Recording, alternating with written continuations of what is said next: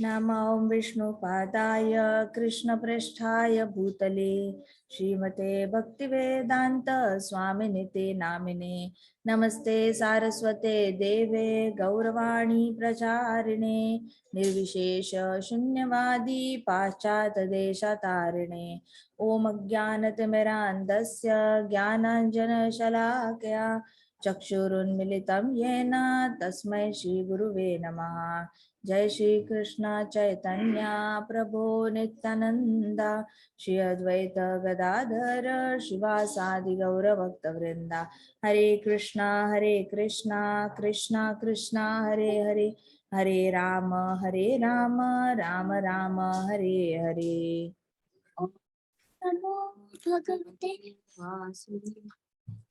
Chapter 1 श्लोक 36। Okay, सब गाओ। पापम एवाश्रयेदस्मान्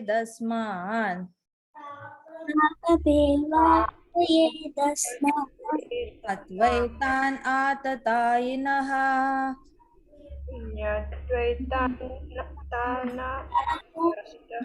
मानार्हा वयं हन्तुम्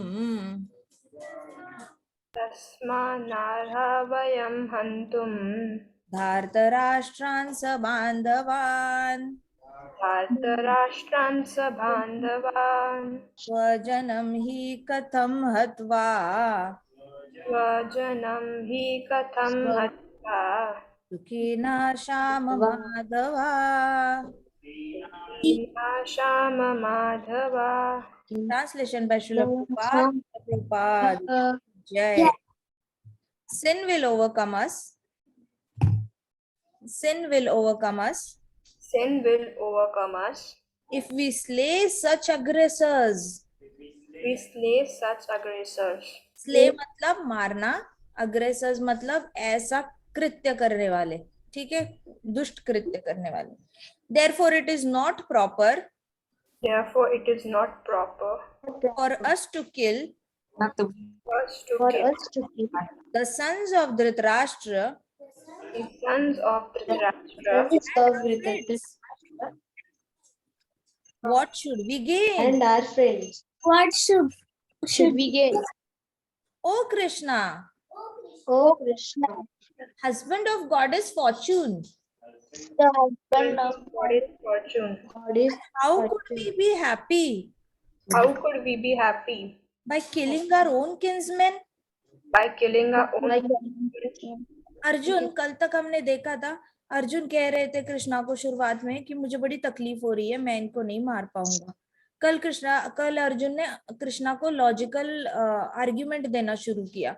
शुरुआत में जैसे बच्चा रोता है ना, मम्मा चाहिए चाहिए चाहिए, टॉय चाहिए, मम्मा दोस्त के घर जाना है जाना है जाना है. फिर उसके बाद बच्चा लॉजिकल एक्सप्लेनेशन देने लग जाता है कि मम्मा देखो जाऊंगा, फ्रेश होके आऊंगा तो पढ़ाई अच्छी होगी, मम्मा देखो जाऊंगा, खेलूंगा, साइकिल चलाऊंगा तो हाइट बढ़ेगी. तो वैसे अर्जुन की स्टेट चल रही है अभी. पहले तो अर्जुन बहुत ज्यादा कांप रहे थे, गांडीव धनुष पकड़ा नहीं जा रहा था. अब क्या कर रहे हैं अर्जुन? अर्जुन बता रहे हैं कि हे भगवान, आपको नहीं लगता कि इनको मार के मुझे कुछ भी नहीं मिलने वाला? कल ही हमने देखा कि कह रहे थे ओ गोविंद, इनको मार के तो मुझे कोई सुख प्राप्त नहीं हो रहा, मेरी तो इंद्रियों को कुछ सुख नहीं मिल रहा. और आज बता रहे हैं कि अरे इन लोगों को मारकर तो पाप होगा, पाप हमारे ऊपर पाप चढ़ेगा. किसको बता रहे? कृष्णा को, जिनका दर्शन करके सारे पाप धुल जाते हैं. ये तो ऐसे हो गया शावर में खड़े होके बोल रहे ओ मैं गंदा हो रहा हूँ, मैं गंदा हो रहा हूँ, वैसे वाली बात हो गई. मतलब who says that? और अर्जुन देखो अभी लॉजिकली एक्सप्लेन दे रहे हैं. अभी अंदर से तो अर्जुन को भी पता है सुननी तो पड़ेगी कृष्णा की, और कृष्णा को मना करना थोड़ा मुश्किल ही है, लेकिन अर्जुन अपनी पूरी फाइट लगाएंगे. देखना, अर्जुन ऐसे वैसे नहीं है जो आंखें बंद करके मान जाए कि आपने बोला बाण चलाओ तो मैं चला लूंगा. अर्जुन पूरी तरह लॉजिकल एक्सप्लेनेशन देते हैं. जैसे आजकल के सारे पढ़े लिखे लोग होते हैं ना, उनके पास बहुत सारा लॉजिक होता है. कल प्रभु जी एक कथा बता रहे थे मुझे, कहते एक बैल था, बैल के गले में घंटी थी, और एक किसान था. वो किसान बैल को बांध कर वो ऐसे ऐसे गोल घुमाते हैं ना, खेत का कुछ काम करा रहा था, और वो बैल गोल गोल घूम रहा था. अब दूसरा एक थोड़ा सा पढ़ा लिखा इंसान वहां पे आता है, कहता है ये आप क्या कर रहे हो, इसके गले में घंटी क्यों है? तो कहते हैं कि इसकी घंटी जब बजती है तो मुझे पता होता है कि बैल घूमे जा रहा है, घूमे जा रहा है और काम चल रहा है। जब घंटी बजना बंद हो जाती है तो मुझे पता चल जाता है कि बैल तो घूम नहीं रहा, बैठ गया शांति से। तो मैं उसको थोड़ा सा ऐसे पुश करता हूँ, वापस वो काम करना शुरू करता है।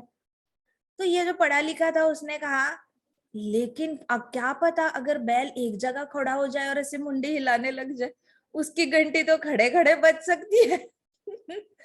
तो वो किसान ने कहा, जी ये लॉजिक आपके पास है, ये बैल के पास नहीं है। क्या होता है, कभी कभी हम बुद्धि बहुत चला लेते हैं। हालांकि बहुत सिंपल होना चाहिए, कृष्णा जो बोल रहे हैं चुपचाप मान लेना चाहिए, ज्यादा दिमाग नहीं लगाना चाहिए। लेकिन हमें हमें आदत पड़ गई है, बैड हैबिट कहते हैं ना, बैड हैबिट है। इंस्ट्रक्शन कोई बिना काउंटर आर्ग्यूमेंट के कोई सुनता ही नहीं है। क्यों, मैं क्यों करूं, क्यों ऐसे आ जाता है, क्यों करना चाहिए, कैसे करना चाहिए। तो इसलिए भगवान को भगवत गीता बोलनी पड़ती है, भगवान को श्रीमद् भागवतम लिखवाना पड़ता है व्यास देव जी से, चैतन्य महाप्रभु को स्वयं प्रकट होना पड़ता है। क्यों? क्योंकि लोग लॉजिक लगा रहे हैं। सीधा हरि नाम खाओ बोलो, ले लो बोलो तो कोई नहीं लेगा। ऐसे कोई लड्डू देगा, बोलेगा खाओ।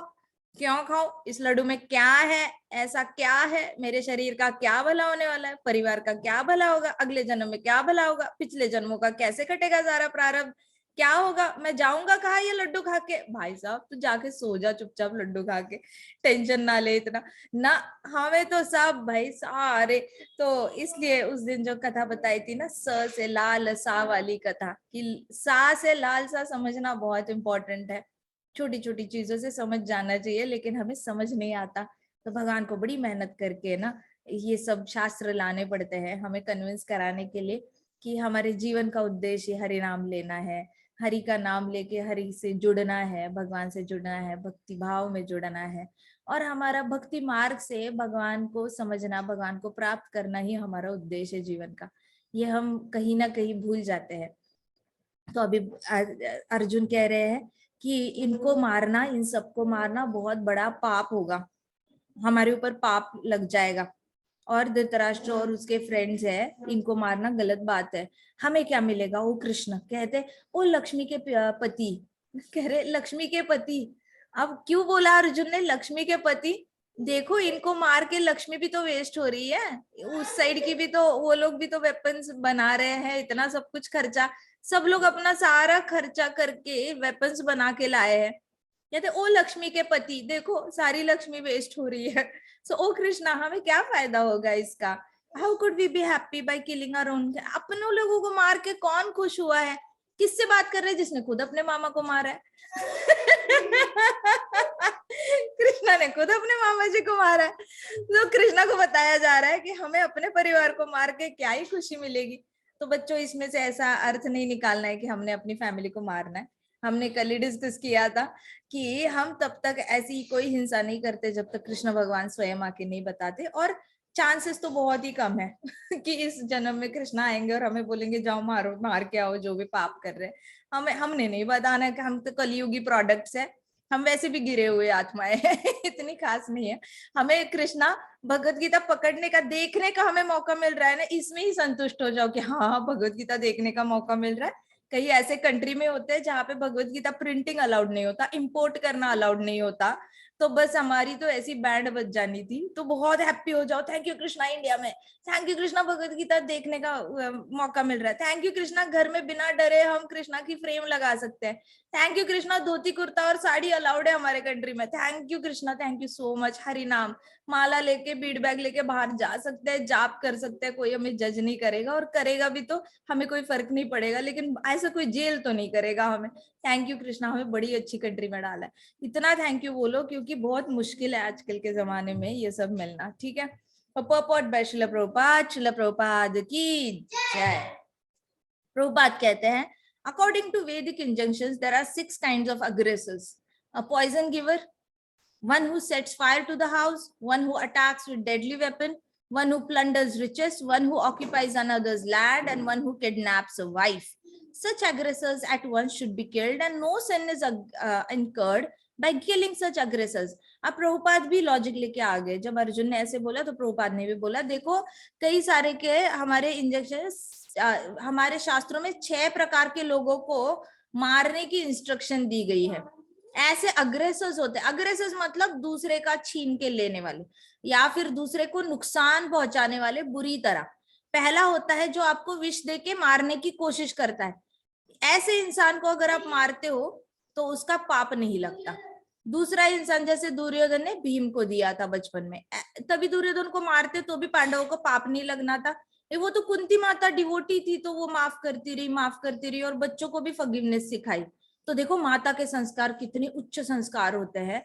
जिनकी माता डिवोटी होती है ना, उसको तो आप लाख बार दंडवत करो ना तो भी आप उनको थैंक यू नहीं बोल सकते, कि उनकी वजह से ये सारे वर्च्यूज आपके अंदर आते हैं। तो ये कुंती माता डिवोटी थी तो इसने एक्शन नहीं ली, लेकिन जो विष देता है उसको मारते हैं तो हमें पाप नहीं लगता। दूसरा होता है जो दूसरे के घर को आग लगा देता है, लिटरली जाके पेट्रोल डालेगा और आग से किसी का घर जलाने की कोशिश करेगा, इनको मारते हैं तो भी पाप नहीं लगता। तीसरे टाइप के लोग होते हैं जो डेडली वेपन, मतलब ऐसे वेपन्स लेके आप पे अटैक करते हैं जिससे आपकी मृत्यु हो सकती है। तो ऐसे लोगों का मतलब काउंटर डिफेंस में मारना, जैसे हमारे ऊपर कोई कंट्री अटैक करती है तो इंडिया डिफेंड करता है ना, तो हम डिफेंड करेंगे तो हमें पाप नहीं लगेगा। हम खुद ही जाएंगे ना बिना किसी वजह के तो हमें पाप लग सकता है, लेकिन हमारे ऊपर कोई अटैक करके आ रहा है और हम डिफेंड कर रहे हैं तो उसको मारकर पाप नहीं लगता। दूसरा है कि जो प्लंडर्स रिचेस, जो बहुत अमीर लोगों को लूटते हैं। कुछ लोग होते हैं ना कि अरे ये अमीर है, इससे पैसे निकलवाने हैं, अगर कोई चीज 10 रुपए की है इसे 10 लाख को बेचनी है, इसको लूटना है। ऐसी वाली जो मेंटालिटी होती है अमीरों को लूटने वाली, ये लोगों को भी मार के कोई पाप नहीं लगता। उसके बाद जो दूसरी की जमीन हड़पता है, किसी और की जमीन है, जैसे ब्रिटिश लोग आए थे इंडिया में, सारे किसानों की जमीन हड़प ली इन लोगों ने चीटिंग करके, कहा टैक्स भरो टैक्स भरो। आप खुद ही टैक्स बढ़ा रहे हैं। बताओ आज अगर आप 10 रुपए कमा रहे हो उसमें से आप 2 रुपए टैक्स देते हो गवर्नमेंट को, ठीक है। ब्रिटिश लोग आए कहते 5 रुपए टैक्स, 10 में से 5 रुपए चले जाएंगे, बचे 5 रुपए, बचे 5 रुपए में से 2.5 रुपए के इनको वापस फर्टिलाइजर खरीदना है, बीज खरीदना है, बचे 2.5 रुपए। 2.5 रुपए में घर चल सकता है क्या साल भर? इनका नहीं चलता।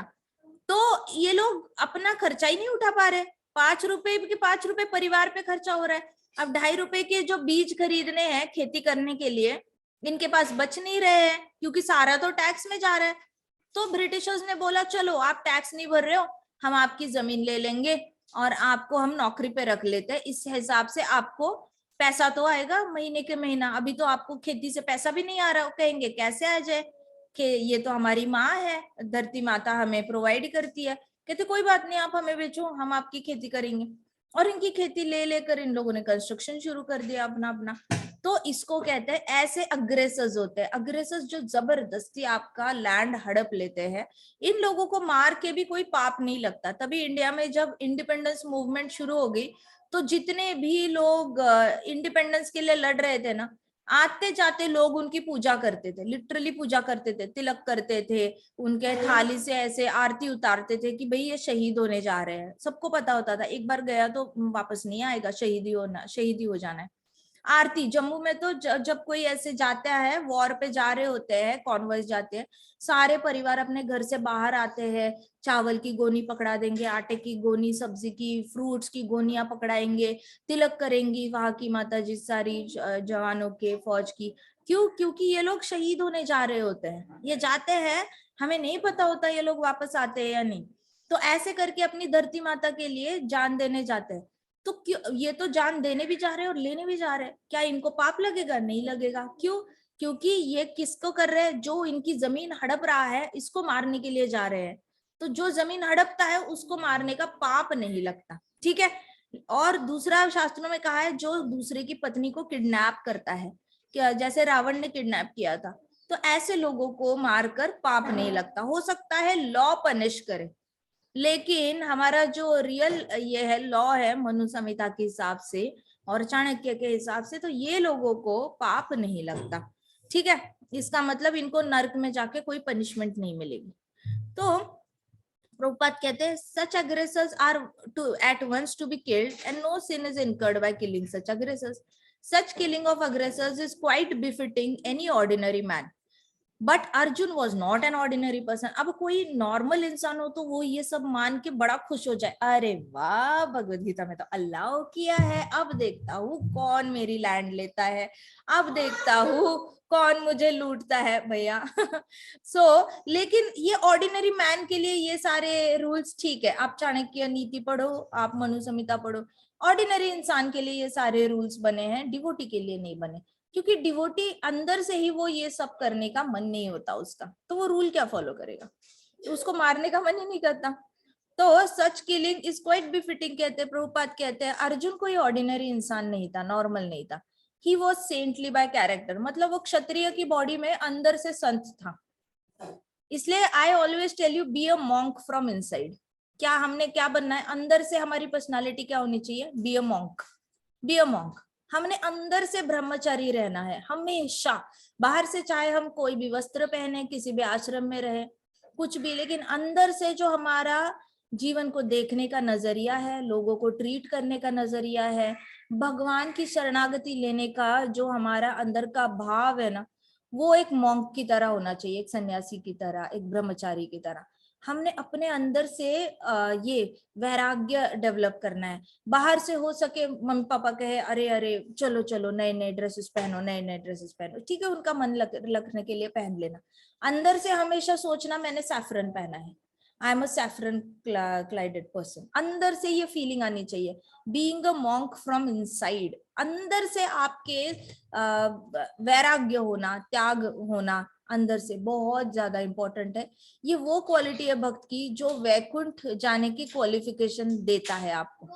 ठीक है, गर्ल्स भी अंदर से फील आनी चाहिए ना, ब्रह्मचारी वाली, सन्यासी वाली, सरेंडर वाली, कि okay I am surrender to Krishna. और वो लोग कैसे दिन भर रात भर कृष्ण की सेवा करते हैं, वो लोग कैसे जल्दी उठ जाते हैं, वो लोग कैसे सुबह सुबह मंगल आरती करते हैं, कैसे नित्य सेवा इनकी चलती है, कभी गैप नहीं आता, कोशिश करता है जितना ज्यादा हरि नाम ले, हरि का प्रचार करे उतना.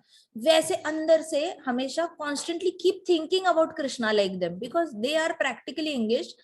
हम गृहस्थ आश्रम में होके, ऐसे फैमिली में रह के हम 24 घंटा सोचना थोड़ा मुश्किल हो सकता है, लेकिन अगर अंदर से सोचोगे ना कि वो लोग जैसे कर रहे हैं वैसे सोचना है मुझे कृष्णा के बारे में बार बार, तो आप अचीव भी कर पाओगे. जैसे अर्जुन था, अर्जुन बाहर से लड़ाई करने वाला था, युद्ध का ड्रेस पहना था, लेकिन अंदर से बहुत ही संत आत्मा था.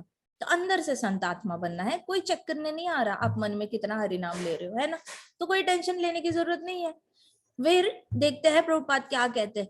कहते हैं कि वो अंदर से सेंटली कैरेक्टर था, इसलिए उसको सब कुछ ही संत की तरह ही डील करना आता था, संत की तरह ही निर्णय लेने आते थे अर्जुन को. The kind of saintliness is not for Kshatriyas. Although a responsible man in administration of state is required to be saintly, he should not be cowardly. तो प्रभुपाद कहते हैं ये तो सच है कि एक राजा ने ऋषि भी होना चाहिए, अंदर से राजा एक ऋषि होना चाहिए. ऋषि क्यों जरूरत होती है, ताकि वो सबको एक नजर से देखे. लेकिन इसका मतलब ये नहीं कि आप भगौड़े बन जाओ, कावर्ड बन जाओ, प्रॉब्लम आते ही भाग जाओ, अरे प्रॉब्लम आ गई भागो भागो भागो, प्रॉब्लम आ गई भागो भागो, ये वाला एटीट्यूड नहीं होना चाहिए. प्रभुपाद कहते for example Lord Ram was so saintly that people even now are anxious to live in kingdom of Lord Ram, but Lord Ram never showed any cowardice. Shri Ram ji इतने कैरेक्टर से भरपूर थे, मतलब उनके जैसा सुप्रीम कैरेक्टर आज तक कोई नहीं बना है. श्री राम जी इतने ज्यादा संत थे अपने विचारों में, अपने एक्सप्रेशन में और अपने शब्दों में, अपनी जो भी बिहेवियर था उसमें पूरा वो संत आत्मा थे. लेकिन वो डरते नहीं थे किसी से, उनको देख के उनका शौर्य बार बार चेहरे पे छलकेगा नहीं, लेकिन जब जरूरत पड़ेगी ना तब शौर्य दिखा देते हैं. तो कहते हैं प्रभुपाद कहते कि Ravana was an aggressor. Ravana ने तो श्री राम जी की पत्नी को किडनैप किया था, सीता माता को, लेकिन Shri Ram ji gave him sufficient lesson. Shri Ram ji डर कर भागे नहीं कि रावण ने ऐसे किया है, मैं तो संत हूँ, चलो वैसे भी मैं जंगल में हूँ, मैं प्राणायाम कर लेता हूँ, मैं मेडिटेशन कर लेता हूँ, मेरी पत्नी मेरी थी आज नहीं है, अब मैं कुछ कर नहीं सकता, मैं घर पे बैठ जाता हूँ, जो हुआ सो हुआ. ऐसा नहीं था ना. श्री राम जी ने अच्छे से रावण को पनिश किया, बहुत सफिशिएंट लेसन सिखाया. Unparalleled in the history of the world. मतलब पूरी वर्ल्ड की हिस्ट्री में आज तक ऐसा नहीं हुआ है कि जिसकी पत्नी को कोई किडनैप करके गया है और उसने जाके उसको मारा है इतनी बुरी तरह। जिस तरीके से श्री राम जी ने प्रॉपर मतलब बंदरों की आर्मी लेकर गए थे और जिस तरीके से पूरी लंका का विध्वंस किया, वैसे तो आज तक कहीं पे भी नहीं हुआ है। सुना है किसी एक कंट्री ने दूसरी कंट्री पे अटैक किया क्योंकि एक प्रेसिडेंट ने उस प्रेसिडेंट की वाइफ लेके चले गए? ऐसा कभी देखा है आपने? नहीं ना। So not in the history of the world, पूरी वर्ल्ड की हिस्ट्री में ऐसा कुछ हुआ ही नहीं है। ये सिर्फ भगवान के साथ ही हुआ है। तो भगवान ने कॉवर्डाइज नहीं दिखाया। So in Arjuna's case, one should consider the special type of aggressor. His grandfather, teacher, friend, son, grandson, ये सारे aggressors हैं। Grandfather जो दादाजी है वो भी aggressor है, teacher भी aggressor है, friends भी है, sons भी है, grandsons। देखो कितनी बुरी किस्मत है कि ऐसे aggressors रिश्तेदार बन के आए हैं। तो अर्जुन के लिए तो बहुत मुश्किल हो गया। एक साइड धर्म कहता है क्षत्रिय हो लड़ो, दूसरी साइड धर्म कहता है परिवार है, परिवार को मत मारो, तीसरी साइड अंदर की जो भक्त आत्मा है वो कहती है किसी को भी मत मारो, भाग जाओ, जाप कर लो। सो कितना ज्यादा कंफ्यूजन है। इसलिए डिवोटीज आप देखोगे, डिवोटीज के अंदर बहुत कंफ्यूजन रहती है, किससे कैसे बर्ताव किया जाए। इसने हमारे साथ बुरा किया, अब क्या करे, इसको पनिश करे, इस रोए हम खुद, कॉवर्डाइज बन के पीछे बैठ जाए, या फिर कृष्णा को बोले कृष्णा जरा देख लो। अच्छा वो भी नहीं बता सकते क्योंकि devotees are not allowed to pray to Krishna in such sense. तो क्या करे, डिवोटीज भी कभी कभी बड़े मुश्किल में आ जाते हैं। वैसी अर्जुन की बात है। So Arjun thought that he should not take severe steps against ordinary aggressors. अब अर्जुन ने इन एग्रेसर्स को दो टाइप में डिवाइड कर दिया, एक होते हैं ऑर्डिनरी, एक होते हैं एक्स्ट्रा ऑर्डिनरी। अर्जुन की लॉजिकल बुद्धि काम आई। लॉजिक लगाया अर्जुन ने। अर्जुन के हिसाब से ये लोग है अग्रेसर लेकिन इतने भी नहीं है, ले लो, राज्य ही तो ले रहे हो, इतनी क्या बड़ी बात है, ले जाओ। ऑर्डिनरी अग्रेसर है। एक्सट्रीम अग्रेसर होते तो क्या करते, संपत्ति लूटते, लूटी है, हाँ लूटी है। वाइफ को किडनैप करते, किडनैप किया क्या, नहीं किडनैप किया, हाँ एक टाइप नहीं है, इनको माफ किया जा सकता है। So now he is finding ways not to punish them.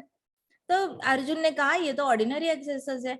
Saintly persons are advise to forgive. जो संत होते हैं ना उनको हमेशा सिखाया जाता है माफ कर दो, माफ कर दो। सच बताओ, जो माफ करता है ना इंसान वही शांति से जी पाता है, उसको कभी हार्ट अटैक नहीं आता।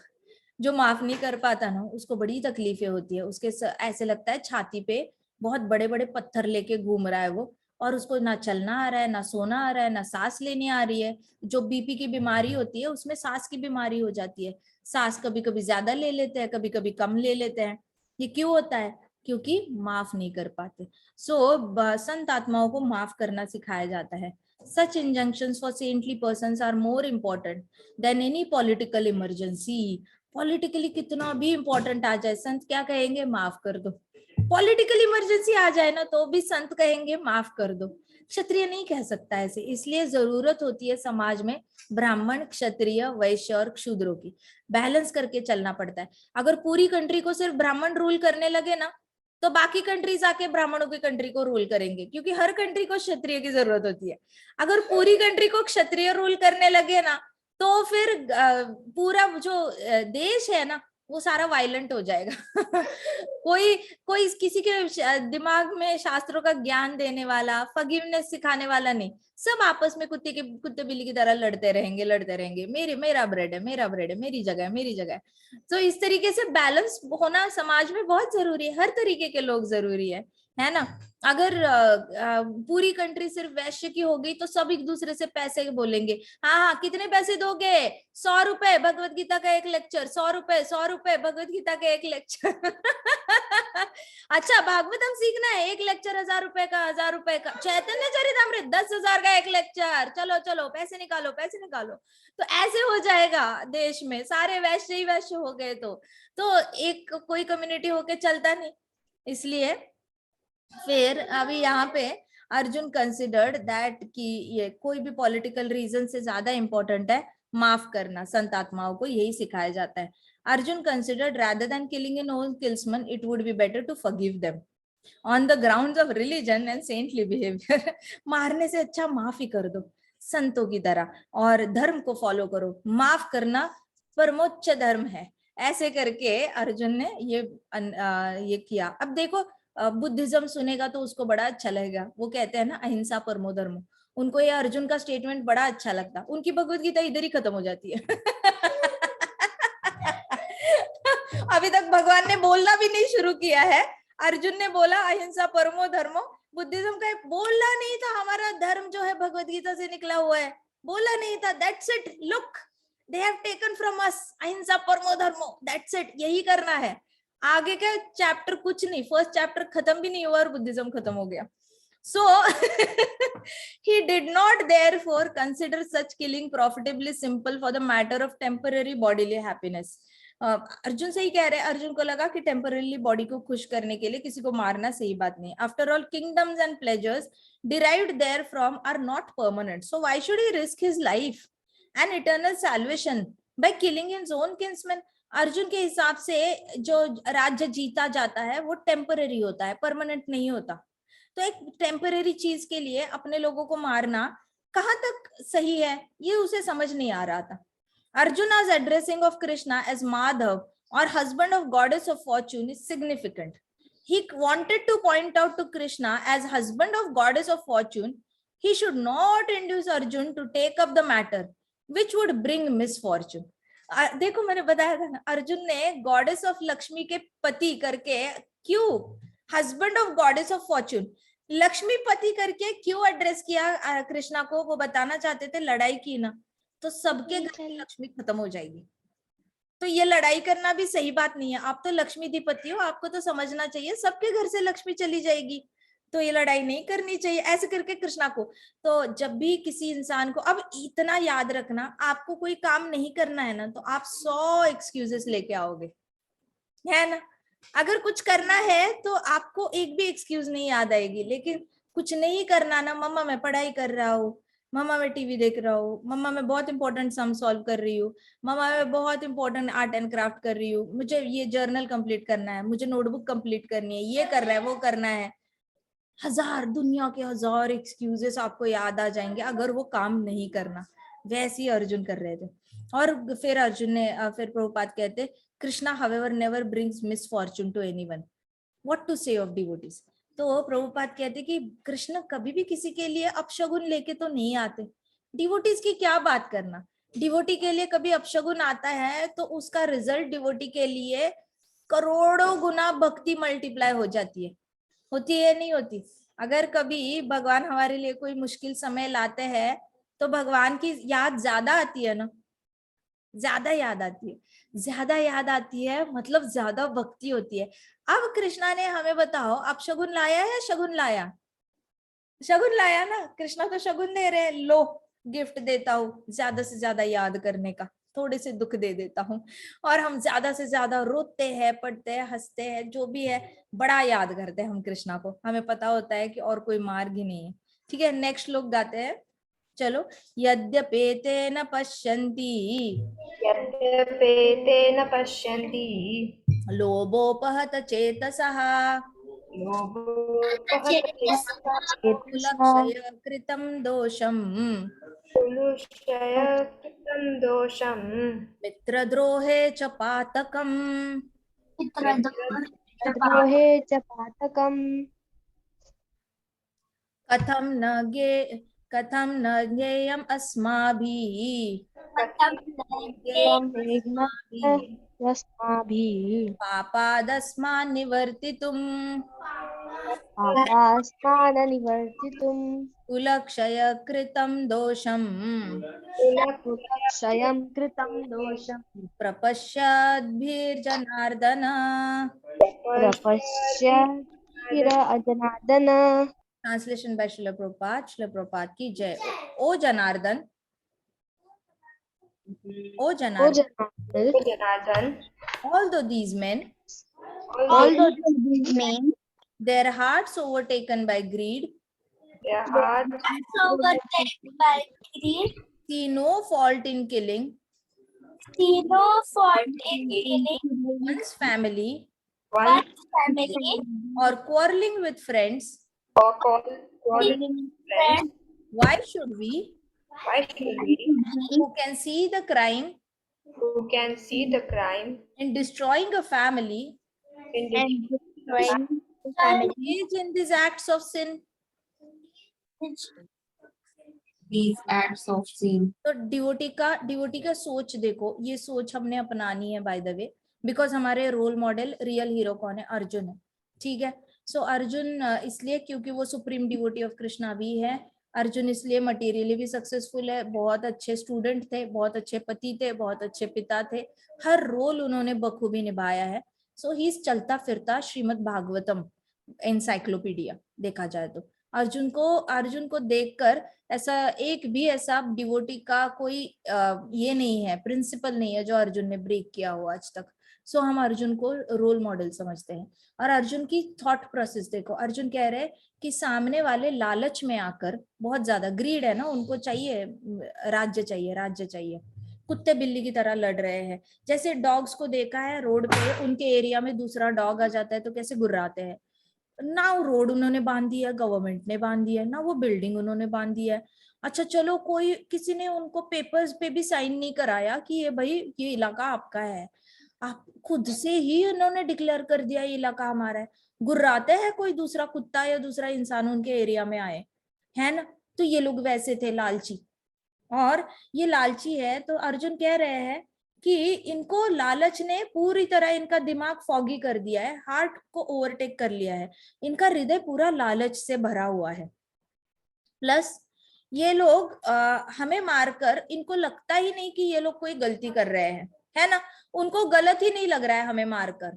जिसके हृदय में लालच होता है उसको लगता ही नहीं वो कुछ गलत कर रहा है, और जिसके साथ गलत होता है अगर वो डिवोटी ना हो ना, तो उसको ऐसा लगता है जैसे कि ऐसे कैसे कोई कर सकता है, मेरी मेहनत का है। बोले है ना अग्रेसर, रिच को प्लंडर करने वाले। तो अमीर लोगों को लूटने वालों की कमी नहीं है इस दुनिया में। अमीर लोगों को लूटने के लिए बैठे हुए लोग, जिनके पास लालच बहुत ज्यादा है और अमीरी नहीं है। तो ये कह रहे हैं कि ये लोग तो हमें मारकर, इनको लगता ही नहीं ये लोग कुछ गलत कर रहे हैं, फॉल्ट कर रहे हैं। दे आर ओके, अपने भाइयों को मारकर इनको सुख मिल रहा है, अपने भाइयों को और सारे रिश्तेदारों को मारकर इनका ईगो बूस्ट हो रहा है, इनको अचीवमेंट वाली फीलिंग आ रही है। अगर उनको वैसी आ रही है, जरूरी थोड़ी ना है हमें भी आ जाए। हम तो उनकी तरह नहीं है ना, हमारे अंदर तो लालच नहीं है। अर्जुन कह रहे हैं हमें तो ये क्राइम लगता है दूसरों को मारना, दूसरे के परिवार को पूरी तरह विनाश करना हमारे हिसाब से क्राइम है, तो हमने ये पाप क्यों करना चाहिए। सो एक डिवोटी जब सोचता है ना, वो दूसरे के लेवल पे नीचे गिरने की बातें नहीं सोचता। वो ये नहीं सोचता कि तुमने मुझे मारा मैं भी तुम्हें मारूंगा, तुमने मुझे गुस्से से देखा, तुमने एक आंख दिखाई मैं दोनों आंखें दिखाऊंगा, तुमने एक आंख फोड़ी मैं दोनों आंखें फोड़ूंगा, या फिर तुमने मुझे एक गाली दी मैं दो गाली दूंगा, या फिर आज तुमने मुझे ललकारा है अब देखो तुम्हारा क्या करता हूं। धीरे धीरे करके वो गुस्सा पाइलअप करके 1 महीने बाद उसका बदला नहीं निकालता। तो अर्जुन ये माइंडसेट का है कि अर्जुन इज थिंकिंग कि वो लोग गलत है, इसका मतलब ये तो नहीं कि मैं गलत हो जाऊं, मैं क्यों गलत हो जाऊं, ऐसे करके अर्जुन सोच रहे हैं। तो हमेशा बच्चों ये याद रखना कि दुनिया में कौरवों की तरह ऐसे अधर्मी लोगों का सामना होगा। जब अर्जुन का सामना हुआ तो हम किस खेत की मूली है, हमें नहीं होगा, हमें तो होगा, हम तो कलियुगी प्रोडक्ट है। अभी तो 99% पॉपुलेशन ही अधर्मी है। कर क्या सकते हैं वो 1%, हम भाग सकते हैं इन लोगों से दूर? नहीं भाग सकते। कीचड़ में पड़ा हुआ कमल कीचड़ से लड़ाई कर सकता है भला? नहीं कर सकता। वो तो बस उसके हाथ में खिल कर ऊपर आ जाना और अपने ऊपर कीचड़ ना लगने देना। कीचड़ ना लगने के लिए हमेशा कृष्ण की शरण चले जाना। कृष्ण की शरण चले जाने के बाद भी कीचड़ गिरेगा, डेफिनेटली गिरेगा। जैसे नामाचार्य श्रील हरिदास ठाकुर को बदनाम करने की कोशिश की थी, कभी कभी प्रभुपाद को भी बदनाम करने की कोशिश की थी, भक्ति विनोद ठाकुर जी को बदनाम करने की कोशिश की थी। तो ऐसा कभी नहीं है कि महान महान संत आत्माओं को भी बदनाम करने की कोशिश की है, उनके बारे में भी गलत गलत फैलाया गया है। लेकिन ये लोगों ने कृष्ण के चरण कभी छोड़े नहीं है, कृष्ण के जो लोटस फीट है उसको पकड़ के बैठे हैं। तभी तो उनको वो कीचड़ उनके ऊपर ज्यादा देर टिका नहीं, वो ऐसे स्लाइड होके चला गया। कमल के पेटल के ऊपर से कीचड़ ऐसे स्लाइड होके चला जाता है ना, लेकिन कीचड़ उड़ता है, उड़ना बंद नहीं होता। ये अलग बात है कि स्लाइड होके चला जाता है। वैसे डिवोटी के ऊपर कीचड़ उछालने वाले बहुत मिलेंगे, लेकिन वो स्लाइड होके चला जाएगा, ज्यादा देर टिकता नहीं है। सो हमने उनकी तरह कीचड़ वाला नहीं बनना है, तो परपोर्ट में श्रील प्रभुपाद कहते हैं, a kshatriya is not suppose to refuse to a battle or gamble when he is so invited by some rival party. ये सच है, क्षत्रिय के रूल्स में आता है कि जब सामने वाला किसी गेम के लिए बुलाता है, खास करके द्यूत के लिए बुलाता है, तो मना नहीं करना चाहिए। और लड़ाई करने के लिए, जैसे जरासंध को ललकारा था कि चलो आ जाओ और हम 1-on-1 करेंगे, आप चुनो, हम तीनों में से, भीम थे, अर्जुन थे और कृष्ण थे, तो जरासंध को ऑप्शन दिया था किसी एक के साथ लड़ो तुम, ठीक है, किसी भी एक के साथ लड़ो और 1-on-1 रेसलिंग करो। तो जरासंध मना नहीं कर पाया था, नहीं किया था ना जरासंध ने मना, युधिष्ठिर को बोला था द्यूत खेलने आ जाओ, युधिष्ठिर मना नहीं कर सकते थे, लेकिन युधिष्ठिर के पास और एक ऑप्शन था। जब दुर्योधन ने कहा कि मेरी ओर से मामा जी खेलेंगे, युधिष्ठिर बोल सकते थे मेरी ओर से कृष्णा जी खेलेंगे, बोल सकते थे ना, लेकिन उन्होंने बस वहां पे उनकी बुद्धि थोड़ा सा फॉरगेटफुलनेस आ गया, तो सावधानी हटी दुर्घटना घटी, सावधानी हटी दुर्घटना घटी, ऐसे हो गया। कृष्णा से सावधानी हटी दुर्घटना घटी। Moment of forgetfulness of Krishna हमसे बहुत बड़े बड़े पाप करवाता है। हमारी जिह्वा जो है ना वो स्लॉटर हाउस की तरह काम करने लग जाती है। स्लॉटर हाउस मतलब काटते हैं ना, वैसे काटने वाले काम, लिटरली सिजर बन जाती है जिह्वा और सबके रिश्ते काटने लग जाती है। कृष्णा की फॉरगेटफुलनेस आए, जिसकी जिह्वा पे कंटिन्यूस हरि नाम होता है उसके रिश्ते कटते नहीं है, लेकिन जिसकी जिह्वा से हरि नाम हट जाए वो सबको काटने लग जाता है। ये दो रिश्ते काटो काटो काटो काटो ऐसे हो जाता है फिर। तो इसलिए दुर्घटना घटनी नहीं चाहिए, सावधानी हटनी नहीं चाहिए, नाम लेना है, नाम लेना है। और जहां पे ऐसे डाउट होता है ना इस इंसान के साथ कुछ इशू हो सकता है, और इंटेंसली हरि नाम लेना शुरू करो ताकि हमारे हाथ से कुछ हो ना जाए। उसको जो करना है करने दो, हम लोग अपना अपना हरि नाम ना छोड़े, ठीक है। थोड़ी सी भी आपके अभी तक तो आपका चैत्य गुरु काफी एक्टिव हो चुके होंगे, आपको बहुत इंस्टिंक्चुअल कृष्णा रिस्पॉन्ड करने लगे होंगे, आप इतने सालों से हरि कथा सुन रहे हो, आई एम वेरी श्योर बहुत अच्छा कनेक्शन बन गया होगा आपका। तो क्षत्रिय इस चीज को मना नहीं कर सकते कभी भी। लड़ाई के लिए कोई ललकारता है और गैम्बल के लिए बुलाता है, उसको मना नहीं कर सकते। Under such an obligation Arjun could not refuse to fight because he had been challenged by the party of Duryodhana. Arjun ऐसे कंडीशन में मना नहीं कर पा रहा था क्योंकि दुर्योधन ने खुद ही बोला था चलो लड़ाई पे मिलते हैं। In this connection Arjun considered that other party might be blind to such effects of such challenge. दूसरी पार्टी ब्लाइंड थी, अर्जुन को ऐसा लग रहा था सामने वाले अंधे हैं, उनको दिख ही नहीं रहा, उनकी आर्मी मरने वाली है, हमारी भी आर्मी मरने वाली है, और बहुत सारे बच्चे अनाथ होने वाले हैं, बहुत सारे जो घर है वो उजड़ने वाले हैं, उनके पास खाने पीने का सोर्स नहीं रहेगा। शायद सामने वाली जो कंट्री है, सामने वाला जो पार्टी है और अपोजिट पार्टी, वो अंधी है, उनको ये सब नहीं दिख रहा है, लेकिन हमें तो दिख रहा है। Obligation is actually binding when effect is good, but when effect is bad, then no one can be bound. Arjun कहते हैं, अर्जुन के हिसाब से कि आप सामने वाले की युद्ध के लिए ललकारा हुआ जो इनविटेशन है उसको यस तभी बोलो जब उससे कुछ अच्छा निष्कर्ष आने वाला है। अगर बैड निष्कर्ष आने वाला है तो आप ऑब्लिगेटेड नहीं हो उसकी बात सुनने के लिए, ठीक है। Considering all this pros and cons Arjun decided not to fight.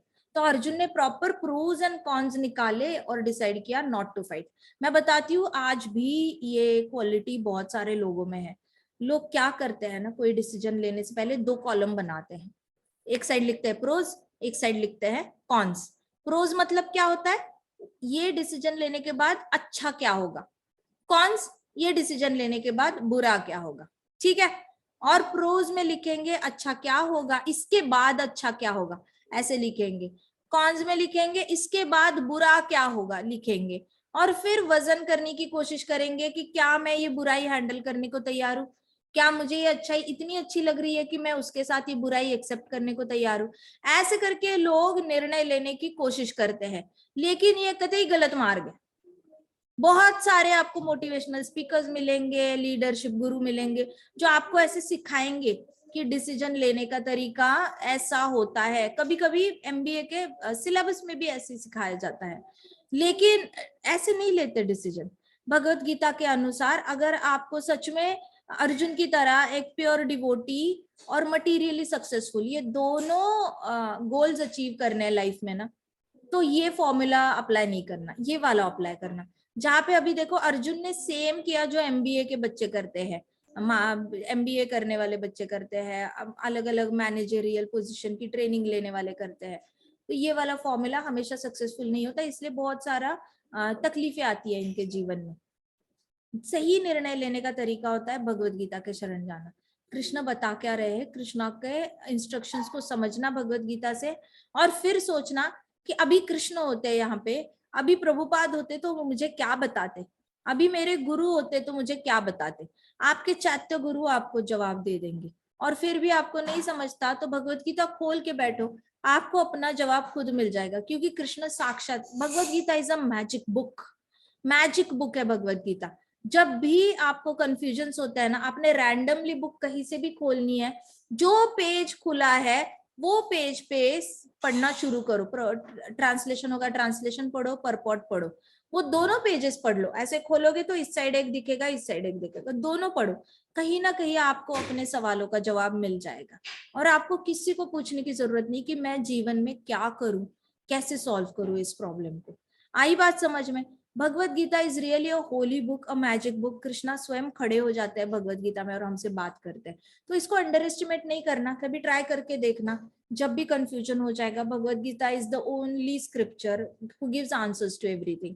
और मुझे एक जज पता है, वो जज हमेशा जब भी उनको लगता था कोर्ट में केस की सुनवाई है, तो सुनवाई से पहले वो जज घर में भगवत गीता लेके बैठ जाते थे। उनको लगता था कि आज मेरे हाथ से कोई गलत निर्णय ना हो जाए, तो वो घर से निकलने से पहले भगवत गीता खोलते थे, पढ़ते थे, और पढ़ने के बाद वापस बंद करते थे, वापस अपने डेस्क पे ले जाते थे।